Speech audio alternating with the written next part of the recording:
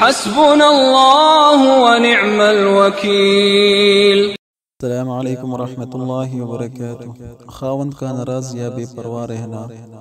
بعد نماز عشاء کے 11 دانے سیاہ مرچ کے لے کر آگے پیچھے 11 بار درود شریف اور درمیان میں 11 تسبیح یا لطیف یا ودودو کی پڑھیں، اور خاوند کے مہربان ہونے کا خیال رکھیں۔ جب سب پڑھ چکے تو ان سیاہ مرچوں پر دم کر کے تیز آنچ میں ڈال دیں اور اللہ تعالی سے دعا کریں، انشاءاللہ خاوند مہربان ہو جائے گا۔